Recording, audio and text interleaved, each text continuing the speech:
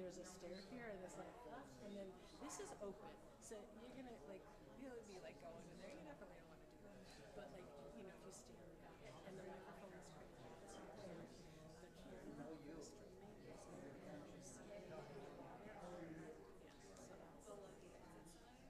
Yeah, right there, right there. Okay. So you guys want to think about like who or whatever. I'll let you guys just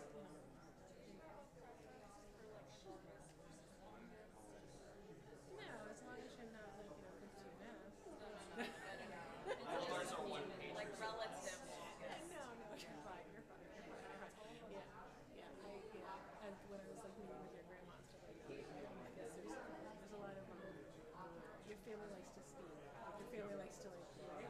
So, right. So, right. I'm just saying what your family said. So I tailored what I was. I wasn't speaking out of turn. So I tailored what I was going to speak to a little bit shorter, so that there's no yes. As long as I mean, we have to use the cemetery at 1:30. So if all of a sudden you're looking at the clock and it's like another quarter after 1, we need to stop. No, but you're fine. You're fine. You just speak as long as you want. It's more important that you guys speak than I speak. It's not about me. It's about you guys.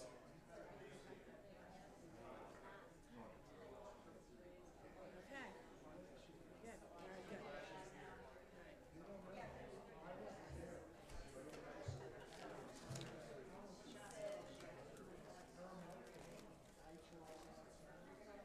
Okay.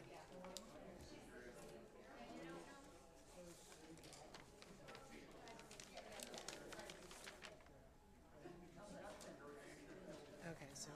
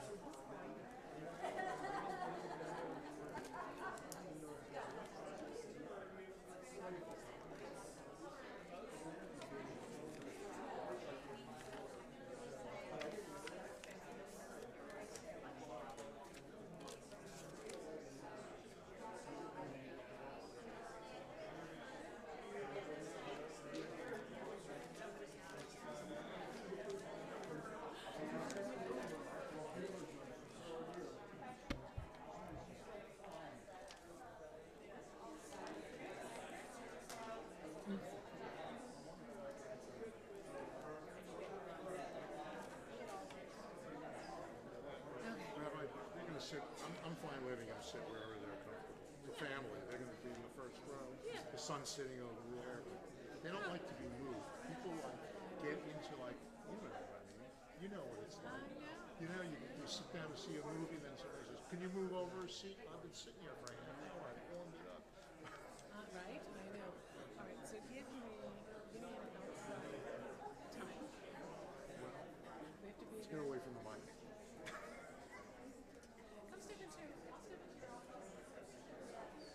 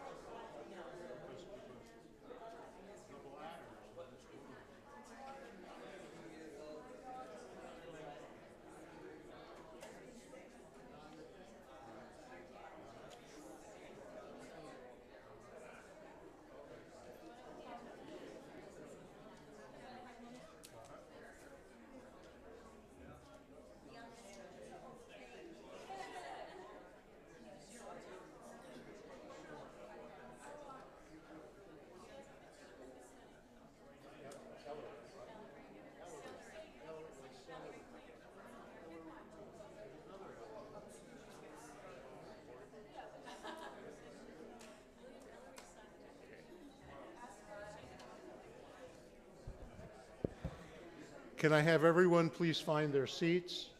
And while that's going on, if you could just double check your cell phones, make sure they've been silenced.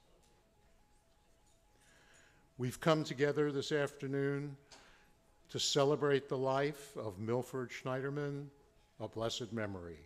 Milford's funeral is going to be conducted by his rabbi, Ellery Mirabel. You're welcome.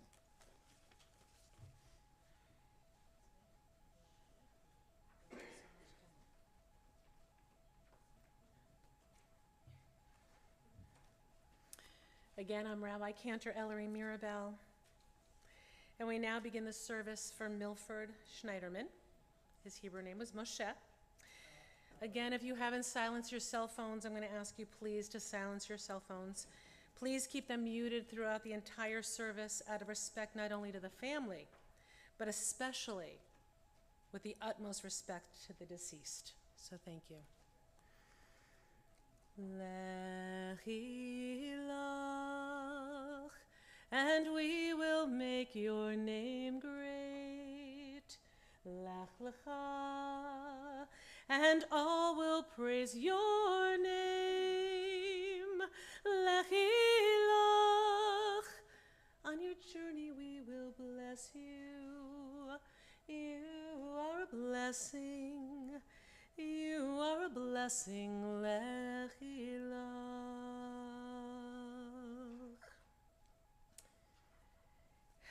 I just wanted to share that Natalie, Milford's wife, is actually watching via the live stream. She's unable to be with us today as she is in the hospital, and we all here collectively send her a refuah shlema for a full and a complete healing. We love you, Natalie. But today we speak with love about a man who has been part of and touched each of your lives in so many ways. As we honor the memory and celebrate the life of Milford, your husband, brother, brother-in-law, father, father-in-law, grandfather, uncle, cousin, Army veteran, colleague, friend, Broken Sound resident, and loved one, who departed this realm on Shabbat, Saturday, August 17th, the 13th day of Av, 5784. Now, when one transitions from this world to the next on the holy day of Shabbat, which is the day of rest, it's said that that person is assured of entering a restful state immediately upon reaching the world of souls, a world without limits, or as we say in Hebrew, olam haba, the world to come, a higher state of being. When someone close to us dies, the experience of grief over their death will never end. But over time, we will learn to live with the pain of their loss. Having encountered death, we're all different as we mourn the loss of Milford, as this grief and loss has changed our souls. Now, a Jewish funeral in Hebrew is called a levaya, and the word levaya literally means escorting. So we must be conscious that what we all are really doing today is escorting and facilitating Milford's transition from out of this world into Olam Haba, which is the higher state of being, the world to come. And mystically, we're taught that the soul, which is the neshama, that it hovers over its body until internment, and only then is it free to return to heaven from where it came. We have 3 dimensions of the soul. And first is our neshama, which means breath. The second is ruach, which means wind and spirit. And the third is nefesh, which means rested. And Milford's soul is now in a peaceful state of nefesh, of rest. As we pay our respects to a man who has been part of each of your lives, it's hard to wrap your minds around this monumental loss.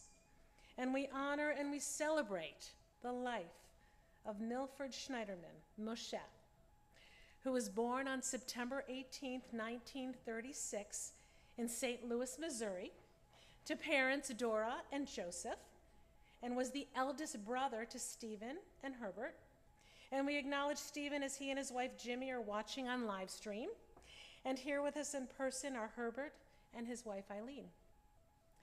Now, Milford spent his formative years growing up in St. Louis and University City, Missouri. He went to the St. Louis College of Pharmacy, and he spent his career as a pharmacist and a serial entrepreneur. Milford met his beshert, Natalie, on a blind date, and then on the holiday of Lag BaOmer, they married on May 15, 1960. 64 years of wedded bliss.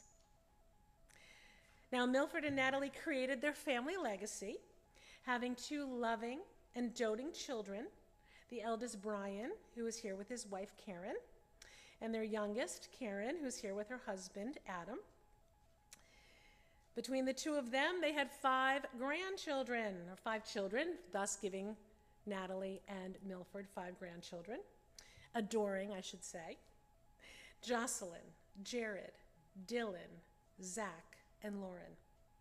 Now, family was everything to Milford, as he was so proud of his wife, his children, and his grandchildren. And he would do everything and anything for them. Milford was the guy who would talk to everyone. He was very friendly. He had a dry sense of humor. He was very generous, a hard worker, an advice giver, and truly a macher, a big deal, right? He was a macher. Milford was the guy who didn't want anyone to do anything for him, as he wanted to be the one to do for you. And some of the most memorable family times were their vacations in both Myrtle Beach and Wild Dunes in South Carolina, their family cruises, and especially in 2010, for Milford and Natalie's 50th wedding anniversary. They took the entire family on a 14-day Disney Mediterranean cruise. What wonderful memories to hold close to your heart. And Milford, he was a real guy, a genuine man, a mensch. He was loving, kind-hearted, thoughtful, caring, creative, friendly. He was definitely a people person, and he was a very generous man. He would do and help others. And Milford had what we call a shem tov, which in Hebrew means a good name. He was a special soul. And again, in Hebrew, the word for soul is neshama. And the middle 2 words of the word neshama are shin and mem. And together they make the word shem, which in Hebrew means name. And your name is the key to your soul. And Milford's name was the key to his soul, and he had a Shem Tov, a good name. I'd like to read a couple thoughts. First, something that his daughter-in-law, Karen, had written to him. Dear Milford, as I sit down to write this, I find myself overwhelmed with emotions. It's hard to believe that you're really gone, and I just wanted to take a moment to express my gratitude for everything you brought into my life. You weren't just Brian's father, you became like a father to me as well.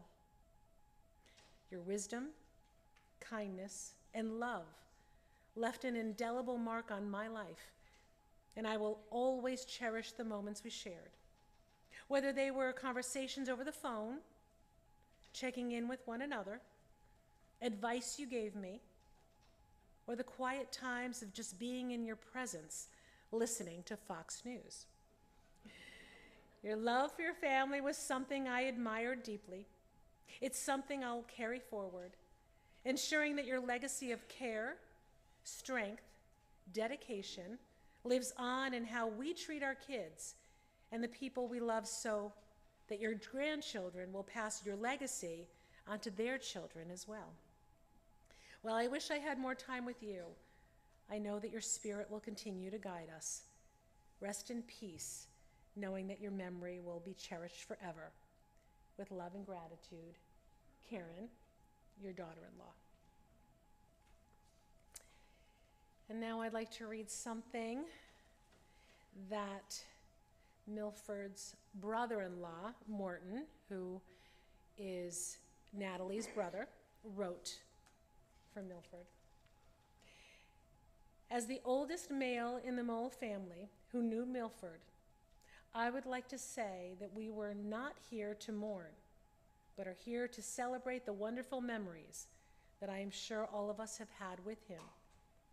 Let me start from the beginning. I remember when my mom came home from a wedding, and I recall her telling Natalie, "I found your future husband," and I gave him your phone number. I remember when they first started dating. Wow, she was so right. The first time all of our family met him, we immediately braced him, and through the years, knowing him, it even got better. What a good choice by Nat and Mom made. Milford became the older brother I never had. Was I lucky we were fortunate to go on trips together, spending time going to visit them at spring training? Unfortunately, we both had medical issues, but we called and checked up on each other. Sure going to miss those caring calls. When my kids came down and stayed with him, they both reached out to them, and I'm sure he did the same for all of those who came to visit. A special recent moment was in the last year when my daughter-in-law and son came to Florida to share their new son with them. I was so happy when he told me how much he enjoyed the special time. He helped me out in my early years of being in business, and I will never forget. Like so many of you, Milf and Nat never missed a family function or forgot a birthday without calling. He worked hard and became very successful in the Huntington community, but family and friends always came first, even though in his later years was difficult to maneuver.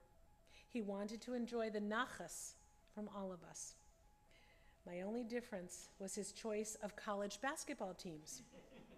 Could never convert him to being a Tar Heel. Milf, hope when you are looking down on me, you will continue updating me on the Carolina basketball program. Thank you for being so special in my life. I will miss you so. Rest in peace, and thank you for all the kindness, support, and advice you gave me, even though we didn't always agree. That must be on the Tar Heels and Duke, right? And that was written by his brother-in-law, Morton, Natalie's brother. And now I'd like to invite up Brian to say some words about his dad.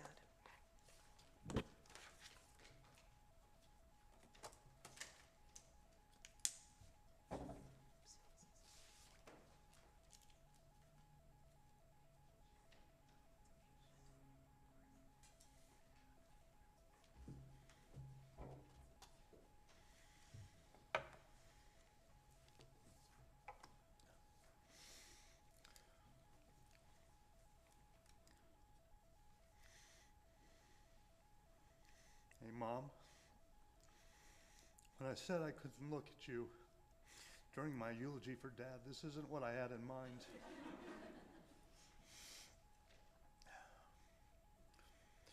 This is not a speech that I ever wanted to deliver, nor is this a speech I originally intended to give, nor is it the speech my father deserves. But after spending all night last night at my mother's bedside in the ICU, I changed my mind and wrote a whole new speech this morning. This is the speech I've chosen to give, and I hope you'll forgive me as I'll probably stumble my way through. My dad deserves a eulogy from me that shares with you all of his amazing accomplishments and describes in many ways what a wonderful man he was. He deserves a speech from his only son, thanking him for all that he has given me, and that thanks him for all the lessons he taught and all the wisdom and love that he shared with his children and grandchildren. For he was all of that, and so much more. As I told him in my most recent Father's Day card, he was the best father a son could ever hope to have. And I'd written that speech, or tried to. I wanted to tell you about his background, how he came from a family of incredibly modest means, growing up with a large extended family that was so dear to him, especially his two brothers, Steve and Herb, who he loved so much, and who he tried to look after every day of his life. I wanted to tell you some funny stories about his youth on Leland Avenue in U City in St. Louis, and how he became the star MVP of the U City basketball team, earning All-City his senior year. But he was also, I've later found out, on student council. I wanted to try a joke, something like, hey, Dad, what did you think of Biden's speech last night? I wanted to tell you how he came to be a pharmacist and share some of his absolutely hilarious stories from his time in the U.S. Army. How he came to Huntington, West Virginia, started a family, built multiple successful businesses, and made some incredible lifelong friends, some of whom are on the Zoom call today. How he retired, moved to Boca, started all over again, building a new life with so many warm and engaging friends, again, so many of whom are here today. I really wanted to share with you what it was like growing up in his house, being his son, seeing him up close every day. One example, he took interest in my interests. We both loved college basketball. As a kid, he took me to the Marshall University basketball games. When I went to Duke, we continued to follow the Duke basketball team. Yes, Morton, the better team in the state of North Carolina. And Dad came to many of the games with me. It was a family tradition. We all came and met at the ACC tournament. After graduation, we somehow developed a habit of always watching the games together on TV, even though we were in different cities. Once even when I was in India and he was here, and we'd watch them simultaneously, and we'd talk on the phone, and we'd comment as if we were sitting next to each other. This went on for over 35 years. We rarely missed a game. He and I both look forward to basketball season because we knew we'd be spending several hours each week together on the phone. I wanted to talk to you about what an engaging people person he was, how he always took the time to really get to know people. And as my friend John Proctor just recalled yesterday, my dad went out of his way to be a big part of my life, John's life. And he did. He did. Not because he wanted anything from people, but because he genuinely loved people. I think that might have been his superpower. I do. I think having Milford Schneiderman as my dad was mine.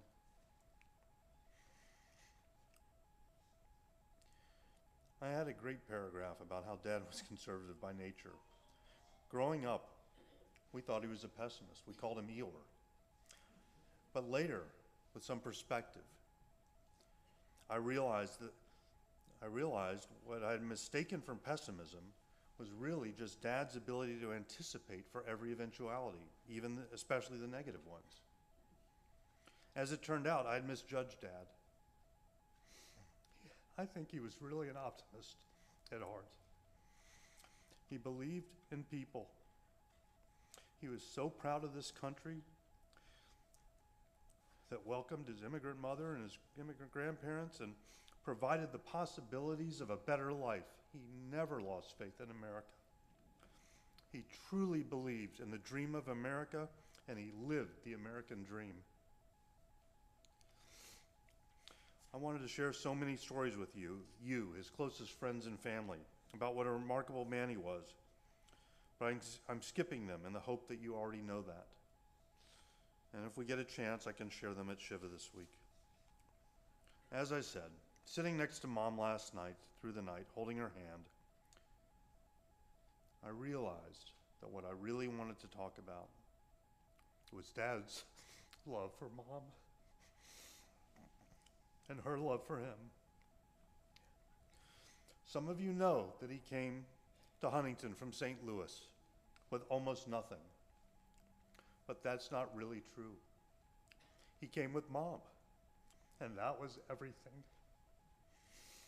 The two of them lived together for 64 years, and oh, did they live. They were opposites in so many ways. She was educated, he was self-taught.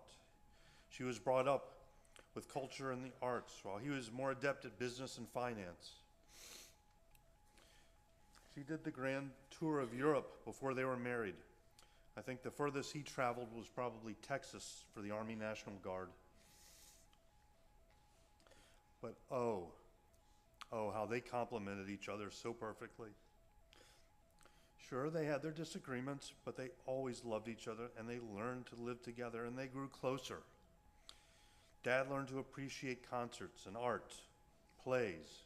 He didn't always stay awake through them, but he did. He appreciated them, and he learned to literature. He became an avid reader. Mom went back to school, got her master's in psychology, started her own business with her dear friend, Dee Dee Muffson. Mom became more engaged with current events, and their political views, initially polar opposites, began to merge. And the travel. Dad had a severe fear of flying, but he forced himself to get over it because he didn't want to hold Mom back, because he knew how much she loved to travel. And together they traveled all over the world. And that typifies Dad's love for Mom, to force himself to get on planes, which he absolutely hated, was terrified, just because he knew how much travel meant to her. Taking care of family has always been the most important value for my father. And he lived that way his entire life. His parents, his brothers, and later their families, my sister and me, our spouses, and most of all, recently, his grandchildren. He loved each one of you with all of his heart, and he made a point to meet each one of you where you were. He learned your interests so that he could be a meaningful part of your lives. And he did. I think it's safe to say you all loved him very much, not just as a grandfather to be tolerated, but as a friend, a confidant, a mentor, and a life coach they could turn to, because he was always there for all of us. He always made the person to whom he was speaking feel as though they were the most important person in his life. I was so lucky to feel that love every day of my life. He was my biggest supporter, so proud of my accomplishments. He made me feel like I could do whatever I desired if I was willing to work hard enough for it. And whenever I might falter, he was always there to pick me back up, whether with his words or a little gift, just something to let me know that he was thinking of me and that he believed in me.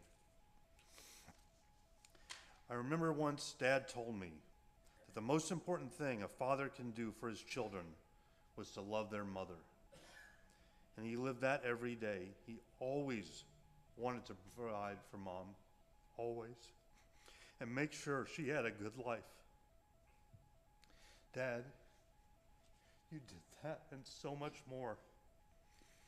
And I can speak for the members of the Rosenstein family here that when I tell you that you're finally off probation.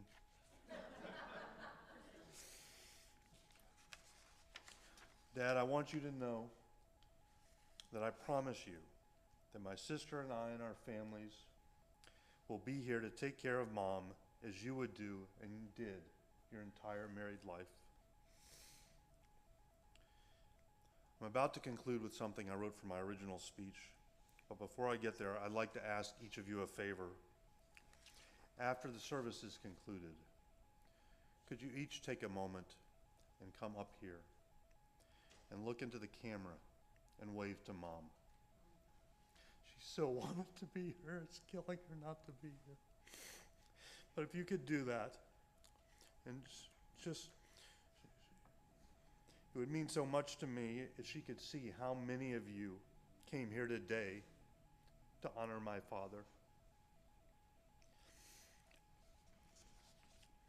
After Dad retired and moved to Florida, we would bring our family to visit, usually for a week around New Year's, and we would see each other at various family events. Dad always hated for those visits to end. And when it came time to say goodbye, Dad would always reach out his hand, hug me, kiss me, and tell me he hated to say goodbye. Instead, he preferred saying, "See you next time," always looking forward to the next visit. As travel became harder for Dad, those parting conversations became more poignant and emotional. The hugs became longer and tighter, and the unsaid words became louder. But never ending with goodbye, always ending with see ya. So now here we are. On this inevitable, awful day I hoped would never come. And I can no longer take his hand. I can't feel his hug. I can't receive his kiss. Never again. And I don't want to say goodbye. I can't say goodbye. I won't say goodbye. I refuse to say goodbye. Instead, I'll honor Milford Schneiderman, that wonderful, amazing man I was so incredibly fortunate to call Dad. And just say, see ya.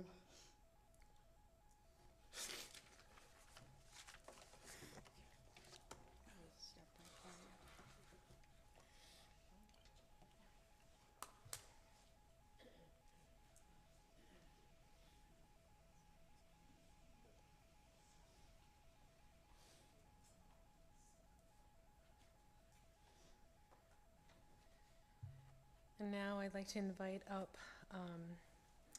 Milford's brother, Herb, to say a few words.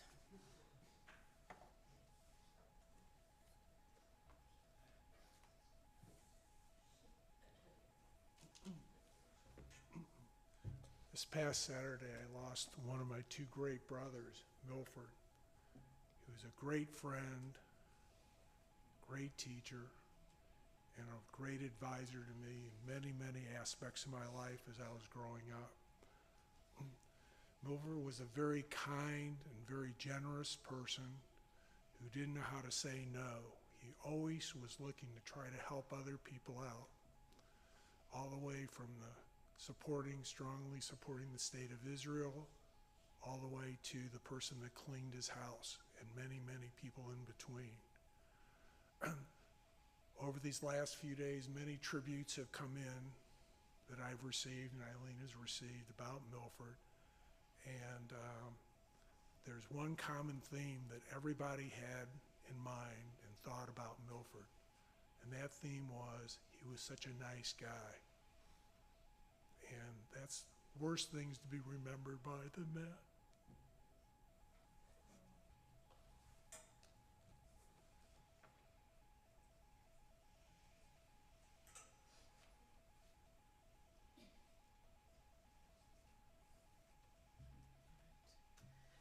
Cousin Ken, are you here? Oh, sorry, thank you.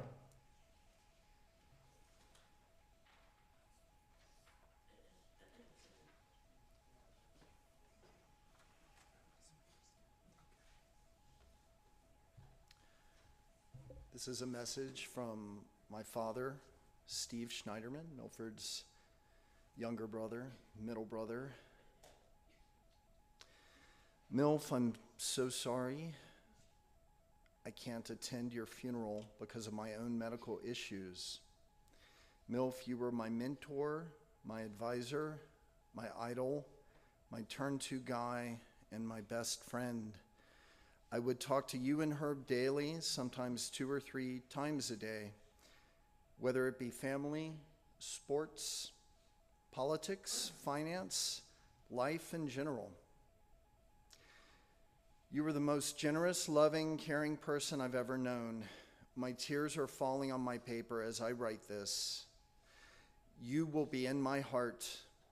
Rest in peace. Steve. Hi, Aunt Natalie.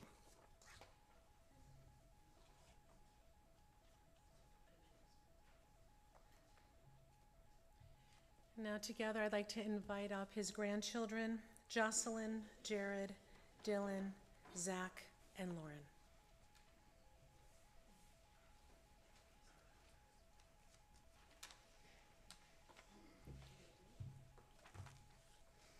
Hi, everyone. I wanted to speak today to share a few words about a very influential person in my life, Milford Schneiderman, who I have always known as Papa. Papa was a pillar of the Schneiderman family. It was most important to Papa that he instilled good values and character in his loved ones. To this end, Papa modeled the values of hard work, generosity, and thoughtfulness for others above all else. Papa was endlessly supportive of his children and grandchildren, and I always knew I could rely on Papa to build me up, from complimenting my financial prudence starting in the 3rd grade, to more recently championing my difficult decision to change careers and move across the country. I would not be who I am today without Papa. I have so many fond memories of Papa, and I want to just share a few that stand out. First are my memories of Papa taking Jared and I to the Broken Sound Clubhouse and also his other grandchildren to participate in the highly exclusive Bagels Club that he attended each morning to discuss the business of the day. Papa was a celebrity at the club, greeting many of the guests and staff members by name. My claim to fame in Boca was being one of Milford's granddaughters, a testament to the impact he made on those around him. Trips to Boca also reliably included the famous one-on-one closed-door chats in Papa's office. Each visit, Papa would schedule these talks with his kids, grandkids, and more recent family newcomers, with my stepdad and my partner getting their own talks with Papa too. Papa used these talks to check in on life, remind us of important values, and ask how he could be supportive.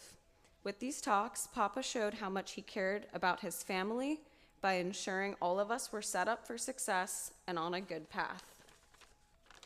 Other memories of Papa are less serious, from Papa yelling "Nat" across the house, to falling asleep at social gatherings, to his self-appointed nickname as the GC, the garbage can, because there was nothing he wouldn't eat, to the excessive amounts of mints he would grab with his giant hands from the bowls at restaurants for my purse.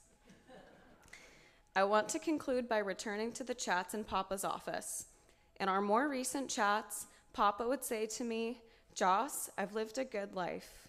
He would talk about how fortunate he was to have had success in business, good health, and children and grandchildren that he and our Nana were incredibly proud of.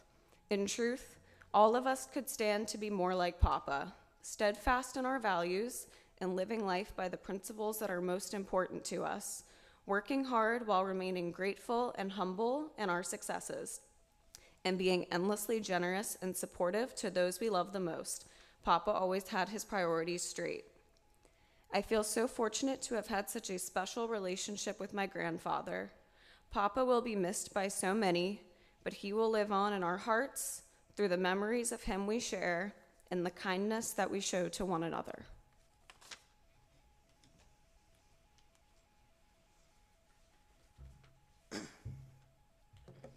Hi, everyone. I wrote a letter to my grandfather this morning that I just wanted to share with all of you today. Hi, Papa. I can't believe I am writing this.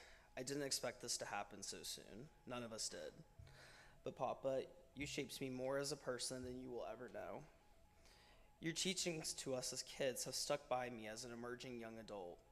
Whether it's working harder than the next guy, or how you taught us to save, your life teachings transcend generations and life itself. You were both an amazing father to my mother and uncle, and an even better grandfather to the 5 of us grandkids. So thank you. Thank you for always providing for us. Thank you for taking care of your family and for building a future legacy. And thank you for always being true to yourself.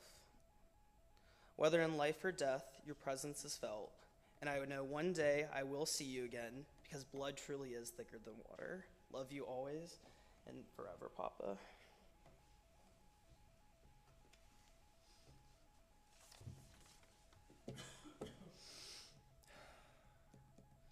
My grandfather was an amazing man. He had a heart full of generosity and was always willing to help no matter what we needed. I don't think I ever left Florida without a new pair of shoes or a new shirt or jacket.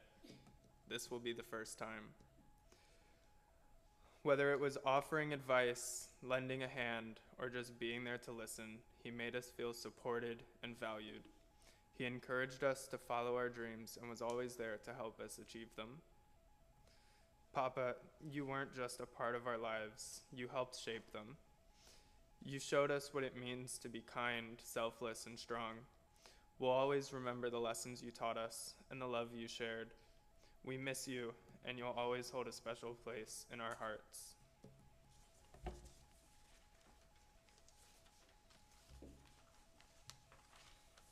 Before I get into exactly what I was going to say coming in, there were a couple things that I feel like I just need to say. First, Nana, I am so sorry that you're not able to make it today. Know that we all love you, we support you, and we hope you get better.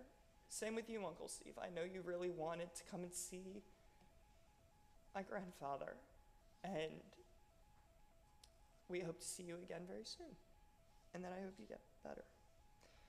The second thing is Dad. One of the most fond memories that I had of my grandfather was one that you and I also shared.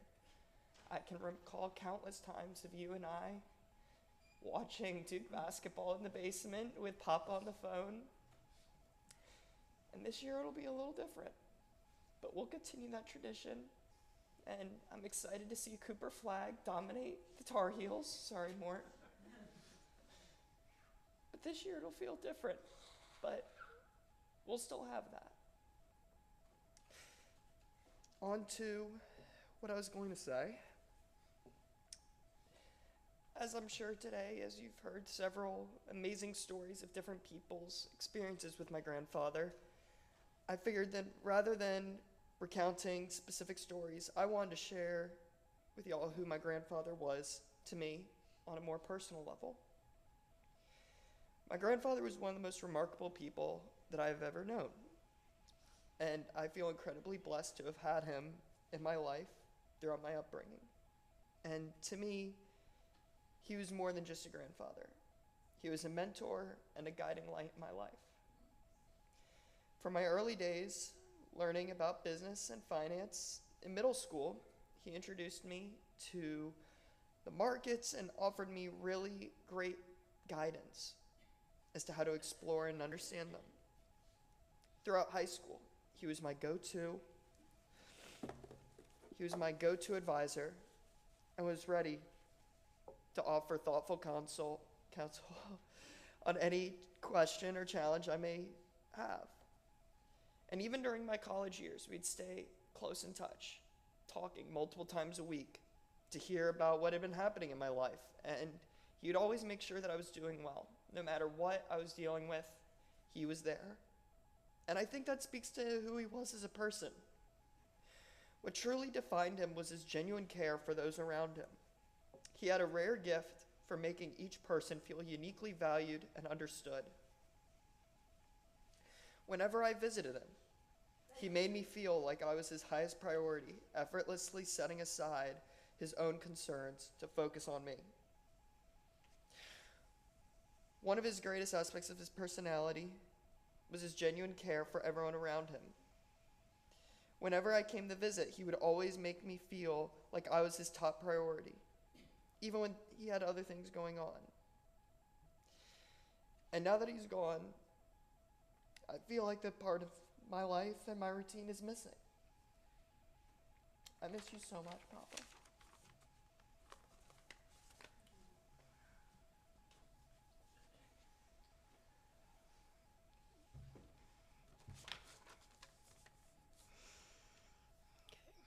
I'm Lauren. I'm the youngest of the grandchildren.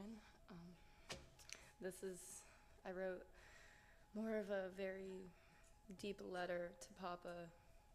I want to share that with you guys. Papa, you meant the world to me. You were the most generous and loving Papa I could have ever wished for. It's really hard for me to believe that you're gone, especially since I saw you just 2 weeks ago, and I spoke to you just 5 days ago. You were enjoying your time in Boca. Earlier this summer, Nana said to me that even in times of trouble, there's always a silver lining. My recent visit with you was a blessing I hadn't fully realized at the time. I love you so much and always will. You never missed a chance to tell me how proud you were of me, proud of the young lady I've become, and everything I've accomplished. You once told me that I was an example of what hard work is and what dedication is, but in truth, you've always been my inspiration. Your life was a testament to hard work and selflessness. You worked tirelessly to provide for and give to the people you love, always putting family above yourself. You taught me that money is meant to be spent on those we cherish, and that love and caring for others is what truly matters above all else. One thing that I'll never forget is the time you and Nana came to visit me in Tuscaloosa at my college. I did not stop smiling that whole weekend. I never thought that weekend was actually going to happen. I was so excited to show you the campus, the rowing facilities, the athletics facilities, my friends, and my new college life. I was excited to show you who I'd become. You even wanted me to sneak you onto the basketball court to relive your glory days. And I was, but then you changed your mind. When I think of you, I remember your warmth and unwavering support in anything and everything I put my mind to. You supported me in my rowing career, my dedication in the Jewish faith, my passion to go into the medical field just like you did. No matter how my future plays out, I'll never forget you and the important role you played in my life. I love you so much, and I know you love me too, and I want you to know that you have touched so many lives and helped so many people. You have left your mark, and your legacy will be everlasting. I'm happy you aren't in pain, and I know you're in a better place now. Growing up, as my dad said already, you always taught me to say see you later instead of goodbye. You believed that goodbyes were forever, while see you later meant we'd meet again. Even though you're no longer with us in the physical world, I know your spirit and love will continue to surround us every day. As I say my final farewell today, I choose to embrace your lesson.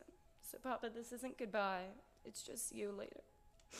I love you more than words can express, and I'll carry your memory in my heart until we meet again.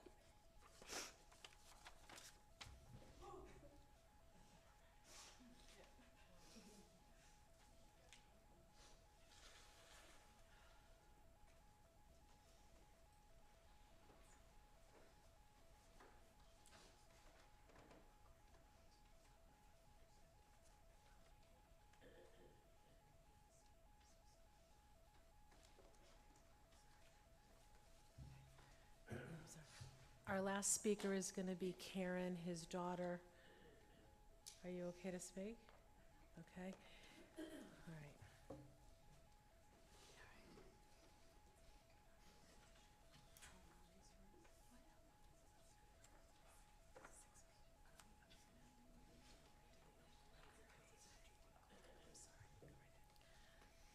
Thanks. I didn't know I was going to have to follow those speeches. The movie The Big Chill had a great line about funerals, which said, "Amazing tradition. They throw a great party for you on the one day they know you can't come." In all honesty, my father would have been thrilled with all the comments and love that have come pouring in like a tidal wave since he passed away. I so wish he could hear how much everybody loved him. And I was with my mother this morning, and she was also saying to me, "Gosh, I hate missing a good party." So I love your idea, Brian. Everybody, don't forget to wave to her. I feel so blessed today to be able to share with all of you the life of my father, Milford Schneiderman. As his only daughter, I was blessed to be a daddy's girl. And what a very lucky girl I was to have this incredible man as my father, mentor, and yes, my friend. Every one of you who have joined us today, either in person or on Zoom, know what an amazing man he was. But I want to share some insights about what it was like to have him as my dad. I have to admit that as a child, Milford was not exactly fun or playful. It wasn't his fault. He was always so busy working at his pharmacy, SavorX, 6 days a week from 9:30 a.m. till 6 p.m. I don't think anybody works hours like that anymore. For example, his idea of a fun activity for Brian and me was taking us to collect second mortgage payments. On occasion, leaving us in the car, trembling in fear for his safety when some of the borrowers weren't especially happy to see him. And yet I also remember that as busy as he was, no matter what, he came to every recital or play or public speaking, or any award that I received, whether it was piano or public speaking or honor society, he would leave SavorX to come watch me. From a very young age, I knew I could count on my dad, and that commitment lasted for my entire life, even up until this very last week. As a kid, it seemed my dad often viewed the world in very black and white terms. Honestly, he could be a bit of an Eeyore. I wanted to be an author, but he feared I wouldn't be able to make a living. Then I told him I wanted to major in political science. He asked me if that was a marketable skill. I sought his advice about a boyfriend from summer camp who hadn't written me for the entire year.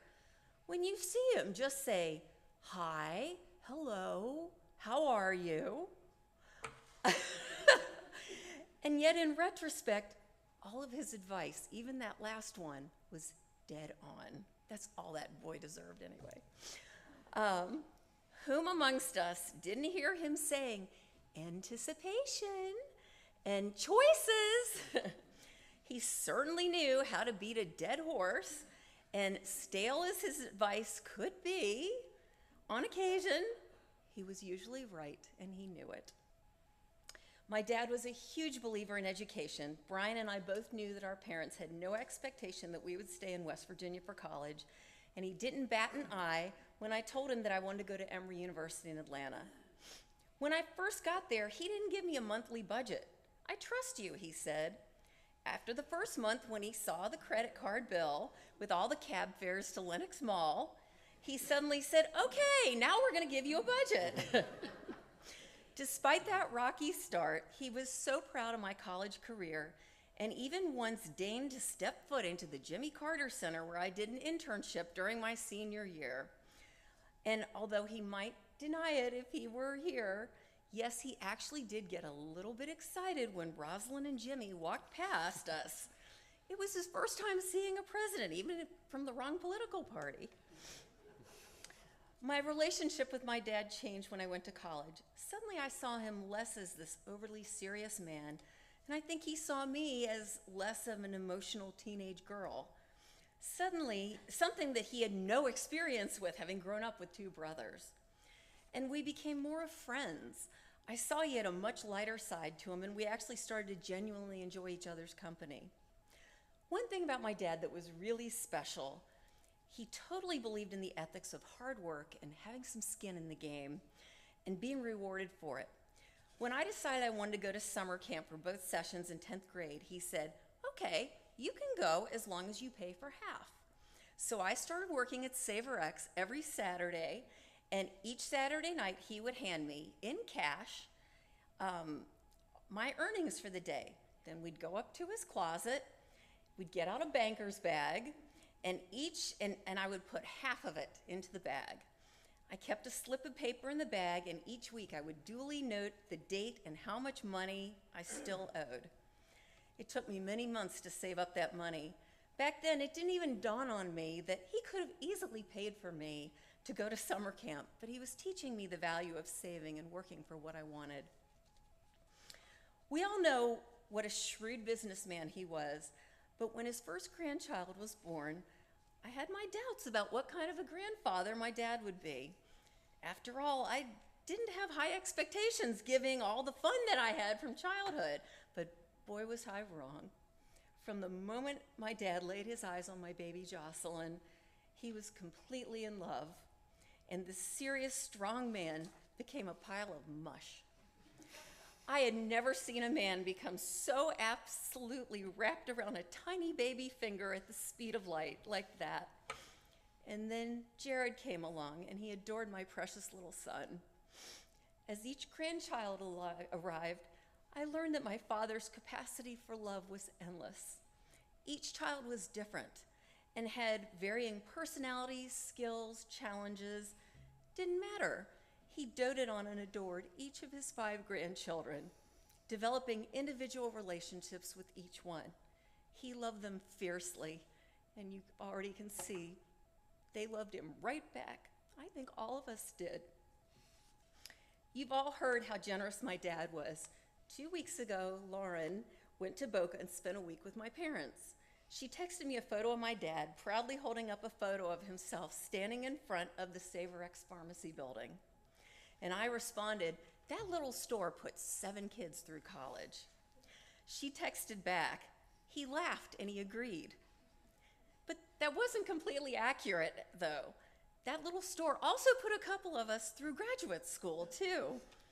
In 2004, my dad set up 529 plans for each of his grandchildren. It was truly a gift. All 7 of us know how incredibly blessed we were to graduate from college and not have any student loans. When the topic came up of taking out a student loan, he wouldn't even hear of it. So despite the advice about my boyfriend from high school, his business-like personality didn't prevent him from having great insights about matters of the heart. I cannot tell you how incredibly supportive my father was as I went through my divorce. He would listen patiently as I shared my worries and my tears, and he kept telling me that I was going to be okay. And from the moment that he met you, Dad welcomed Adam with open arms. Adam quickly realized what a tremendous font of knowledge my dad was and sought his advice on many occasions. My dad's pride extended to my new husband, and even last week he sent Adam a text congratulating him on his new car and saying how proud he was of having a successful son-in-law. So now I want to share a really funny story about my dad. In 2016, my parents took us all on a family cruise together. One night, a group called the Alley Cats performed doo-wop tunes, and they asked for somebody with a deep voice to come up on stage. Jocelyn promptly started yelling, "Here, here!" The next thing we knew, my dad was walking up on stage, and when they asked his name, he said, "Mill the Pill." The group member asked him, "Are you a good dancer?" He said, "Terrible." The guy then asked him, "Are you a good singer?" He said, "I can sing as well as you." The guy said, "Then you must be fantastic." He then taught my dad the chorus to the song Blue Moon and a little dance. And my dad performed for the whole audience. And let me tell you, it was one of the funniest things I have ever seen. It was like, bop, bop, ba woo, bop, ba bop, bop, bop, bop. It was hard to believe that this was the same serious man that I had grown up with. He was such a good sport. I actually filmed it and put it on video on YouTube. So if any of you want to spend a very entertaining 5 minutes, let me know. The next day as we walked through the ship, everybody pointed him out and said, "Look, it's Mill the Pill." It's one of my favorite memories of my dad in a lifetime of good memories. In the last few years, my father opened up to Brian and me about his finances. Even at the very end, he was still reading the Wall Street Journal, watching CNBC and the stock market, looking for good investments. We had many conversations about it, and our relationship reached a new level, one of complete and mutual admiration and respect. I think he realized he'd done a pretty good job with me. I feel so blessed that we got to such a good place. Adam and I went to visit my parents over July 4th weekend, and I feel so lucky we had that time with him. In the words of Forrest Gump, I wish I'd known that was going to be the last time I would have seen him. I would have come up with something better to say. I did tell him how much I loved him, but I wish I'd told him that how grateful I was that when God was handing out daughters that he gave me to him. How much I absolutely adored this amazing man. And I also want to take a moment to talk about my mom and dad. Their marriage was a 64-year love story. In many ways, my dad was actually a feminist. He supported my mom in so many ways, going back to get her master's degree, opening her own business, planning for the future so they could travel and live an amazing life together in retirement. Theirs was a love story of mutual respect and friendship, and also a model of giving one another space to follow their own passions and be a strong couple while also being individuals. Even in the last week, as my mom was visiting me in Atlanta, she kept calling him, and he kept telling her, "I just want you to be happy." Maybe he subscribed to the concept of happy wife, happy life, but he absolutely wanted her to be well cared for no matter what. And Brian and I and our extended family plan to do exactly that.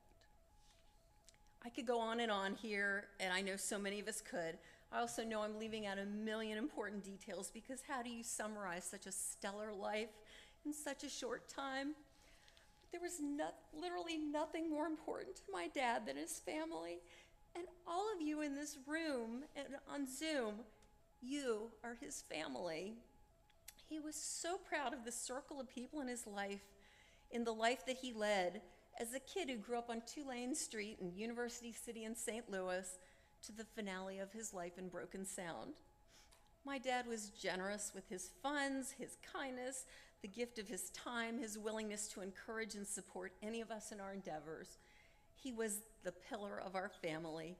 Pure and simple, my dad was extraordinary. I'm honestly not sure how to navigate this life without Milford Schneiderman in it. But my dad is going to be with me forever in my heart, in the legacy of the education that he gave us, in his many life lessons, in the financial stability that he fostered in all of us, in all the fun memories that I'm going to keep reliving in my heart, in my head. And of course, the boundless love that he showered on his best girl. I'm going to miss you forever, Daddy. Rest in peace. You deserve it so much. I love you to the moon and back.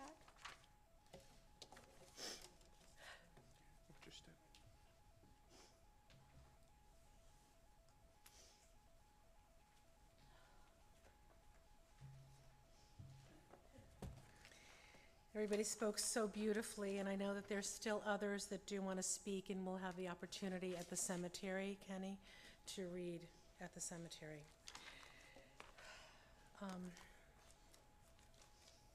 There's still just a couple more prayers that we just need to do. But just hold tight all of these fond memories and keep them close in your hearts, because Milford will live on within each of you. One prayer that we do need to do is the El Maleh. It's a prayer that's sung at every funeral, every Yisker, and every unveiling. It asks God to grant perfect peace to Milford and to remember the many righteous deeds that he performed. We say, may his soul be bound up in the bond of life, Bitzror HaChaim, and may he rest in peace. If you are able to, I please invite you to rise for the El Maleh. If you're not able to, by all means, please remain seated. El Maleh Rachamim, Shochen B'Hamromim, Hamitzei Nechuncha Nechona, Tachat Kanfa HaShechina, Im Kedoshim Rohim, Kezohar Harakia, Mastirim, El Nishmat Moshe, Shechalcha Le'olala, Baal Harachamim, Yastireu Beseter, Kenafav Leolamim, Vitzror Bitzror HaChaim, Et Nishmata, Adonai Hu Nachalata, V'yanuach B'Shalom HaMishkava, V'nomar Amen. Now the translation of the El Maleh goes like this. May God remember the soul of Milford Schneiderman, Moshe, who went on to his place of eternal rest. Please let his soul be bound up with the living in the continuum of life, and may his rest be honorable. Grant him abundant joy in your presence and sweet pleasures at your right hand for eternity. Merciful One, shelter him underneath your wings eternally and bind his soul to life that he may rest in eternal peace. Now, the Kaddish is a statement of faith in God, and it's said at the end of a person's life, but it's actually a confirmation of the beginning. The prayer evokes the days of creation, asking us to remember God's name and the miracles that God provides for us on this earth. It's a chance to speak of peace for those who are living, those who have passed, and for all of Israel. We say, as long as we live, they too will live, for they are now a part of us. When you first came in, you received one of these. On the inside front cover is the Kaddish. This is the first time these words are going to be uttered from the family's mouth in Milford's blessed memory. Together we say, Yitkadal v'yitkadash shemei rabbah, v'alma divrach yerutei v'yamlech malchutei, v'chayechon uv'yomechon uv'chayedechol Beit Yisrael, ba'agala uv'izman kari v'imru, Amen. Yehei shmei rabbah mibarach le'olam olmei maya, Yitbarach v'yishtabach v'yitpa'ar v'yitromam v'yitnaseh, v'yithadar v'yithalel v'yithalal shemei dekudesha b'rirchu, le'ela min kol birchata v'shirata, tushbachata v'nechemata, da'amiran b'alma v'imru, Amen. Yehei shlama rabba min shemaya, v'chayim aleinu v'al kol Yisrael v'imru, Amen. Oseh shalom b'imromav, hu ya'aseh shalom, aleinu v'al kol Yisrael v'imru, Amen. And you may be seated. To elevate Milton's neshama, his soul, it's customary to donate tzedakah.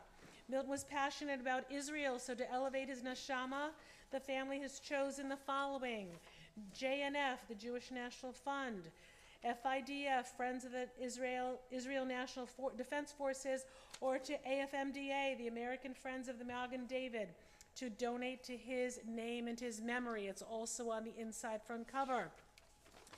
Also shares about Shiva, so please, Shiva is immediately following interment.